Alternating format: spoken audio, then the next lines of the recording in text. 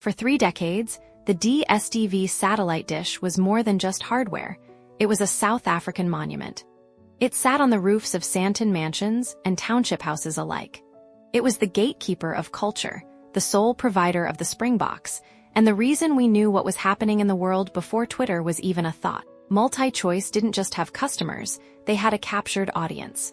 They owned the last mile of entertainment in Africa. But the 2020s have been unkind to the giant. In their recent financial reports, the numbers are harrowing.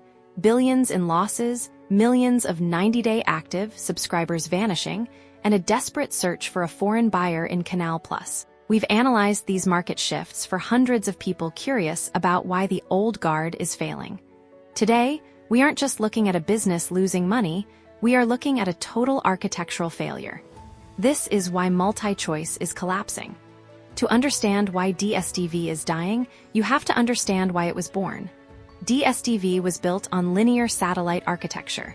In this model, the broadcaster is the god. They decide what you watch and when you watch it. They push content down to your decoder. This was a brilliant model in a world where the internet was slow and expensive. MultiChoice owned the sky, and that meant they owned the market. However, the broadband revolution flipped the script. The rollout of ViewMatel, Frogfoot, and OpenServe fiber across South Africa changed the delivery mechanism.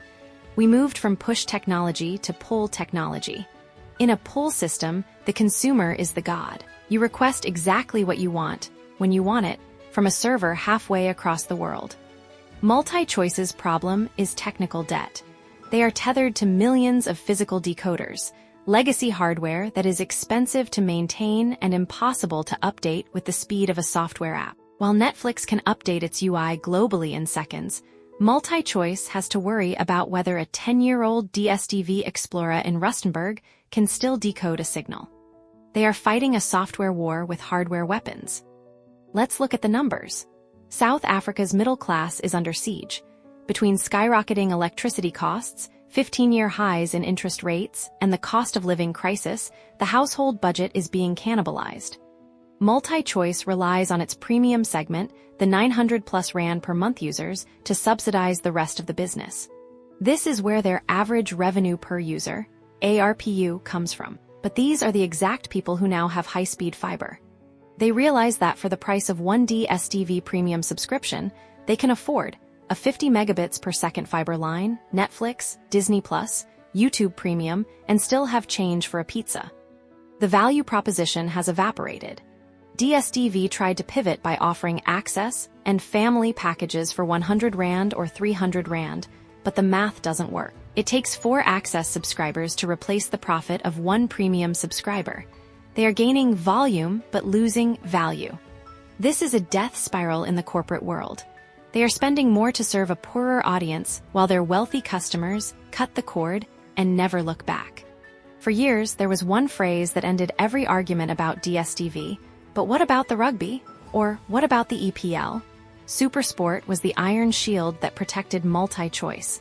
It was a legal monopoly. If you wanted to see the Springboks lift the Webb Ellis Cup, you paid the DStv tax.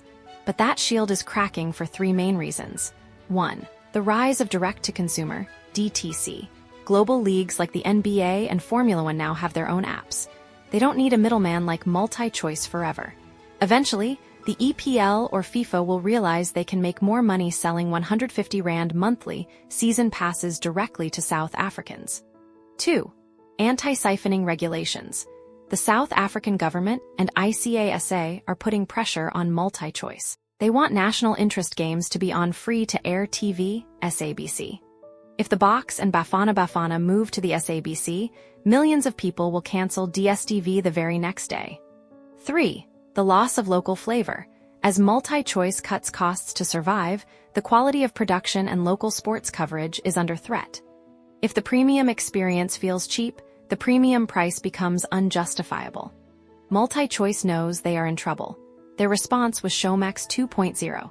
They partnered with Comcast and NBCUniversal to use the Peacock technical stack.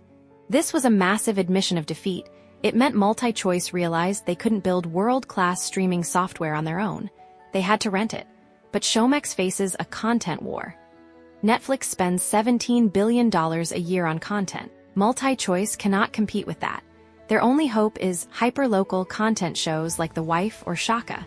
But is local content enough to save a multi-billion rand company when the infrastructure is shifting toward global platforms? Enter Canal+. The French media giant recently bought MultiChoice. This isn't a merger of equals, it's a bailout. MultiChoice is effectively saying, we cannot survive the digital transition in Africa on our own. They need the deep pockets of a global player to weather the storm.